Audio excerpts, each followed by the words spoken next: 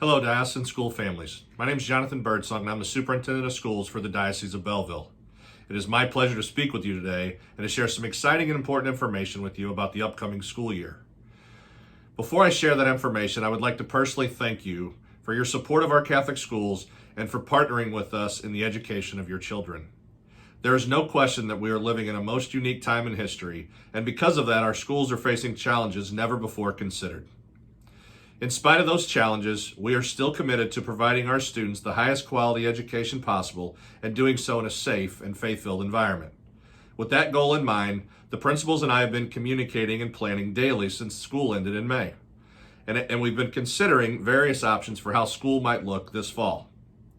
After much review of data and successes from other countries, conversations with medical experts, discussions with other dioceses around the country, and consideration of the latest recommendations from the CDC, IDPH, WHO, and the American Academy of Pediatricians, a guidebook was established and given to each of our principals.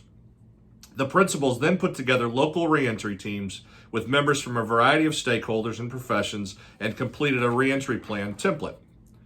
Each location explained how they would accomplish the goals and objectives that were created in the guidebook and submitted the completed template to my office. Diocesan staff considered each reentry plan and made recommendations for each location, and I held follow-up meetings, with each principal to discuss those items as well as their plan as a whole. I'm happy to announce today that we have completed that process and we have plans in place at all locations that will allow us to offer in-person instruction 5 days a week this fall. Please know that the health and safety of our students is now and always has been our primary goal. But we have always educated the whole person, mind, body, and spirit. And to deviate from that now would not be in the best interest of students.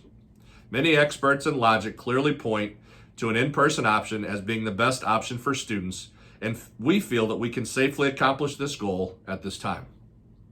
In addition, we also recognize and appreciate that some may not feel comfortable returning to school at this time. In light of that reality, we have been diligently working to strengthen our remote learning processes and are happy to discuss a remote learning option with families who want to make that decision at this time. Simply contact your school's principal to discuss solutions to your questions and concerns. The improvements to remote learning will also be a benefit for students who may need to quarantine at different times this year, as well as anyone who may be out for extended periods of time for other reasons. Another bit of exciting information to share with you today is our partnership with MindHealth, a medical technology company developed by doctors for hospitals and remote patient care and monitoring. This technology will allow us to meet temperature check and self-certifying requirements in an efficient manner. We will be on the cutting edge of this application of this technology, and our partnership will serve as a model for others to follow in the future. More information will be shared with you soon by your principals in the coming weeks. Obviously, this situation is fluid and changes regularly, sometimes hourly. I ask you to trust that we will continue to monitor the entirety of the situation on a daily basis.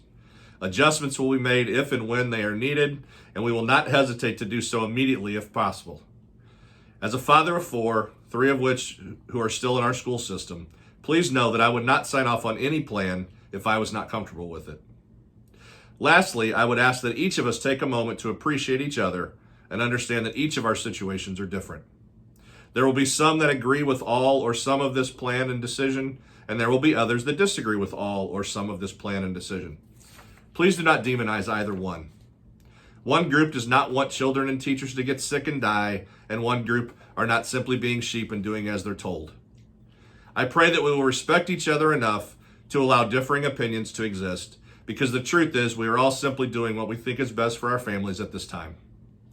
Thank you again for partnering with our schools in the education of your children, and please pray for the success of our efforts on behalf of the students and families that we serve and for the safety of all who are involved. May God bless each of you today and every day. Thank you.